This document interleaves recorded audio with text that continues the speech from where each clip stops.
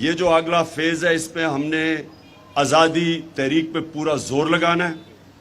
میں انشاءاللہ چند دنوں میں ڈیٹ دینے لگا ہوں. ہم صرف اپنے وکلا سے کنفرم کر رہے ہیں کہ ہم ایک قانون کے اندر رہتے ہوئے ان سے پرمیشن مانگ رہے ہیں. جیسے ہمیں یہ پرمیشن ملتی ہے اور یہ زیادہ دیر نہیں ہے، میں آپ کو ابھی کال دوں گا. بہت بڑا اس ملک کی تاریخ کا انشاءاللہ سب سے بڑا ہم ایک احتجاجی پروٹیسٹ کریں گے. یہ ہمارا رائٹ ہے. ہم ساروں میں نے تنظیموں کو کہا ہوا کہ اس کی تیاری رکھیں.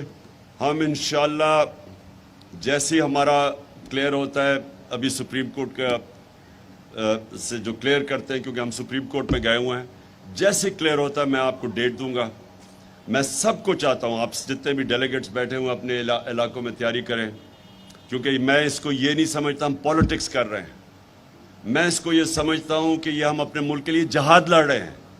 آزادی، ایک مسلمان جب اپنی آزادی کے لیے کھڑا ہوتا ہے وہ جہاد ہوتا ہے. اور انشاءاللہ میں جب آپ کو ڈیٹ دوں گا آپ کی سب کی تیاری ہونی چاہیے.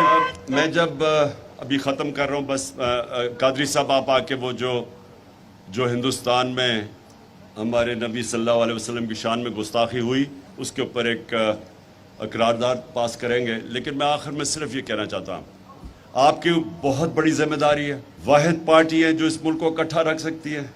سارا سٹیٹس کو چوروں کا اکٹھا ہو گیا آپ کے خلاف، اور عوام آپ کے ساتھ آ کے کھڑی ہوگی. اور یہ جو عوام آپ کے ساتھ کھڑی ہوئی ہے، یہ کبھی کبھی ملک کی تاریخ میں اس طرح قوم کھڑی ہو جاتی ہے ایک پارٹی کے پیچھے. یہ بھی ہمارے اوپر ذمہ داری ہے. اور انشاءاللہ میرا یہ ایمان ہے کہ آنے والے دنوں میں ہم ہی وہ پارٹی بنیں گے جو اس ملک کو حقیقی آزادی اور حقیقی جمہوریت کی طرف لے کے جائیں گے.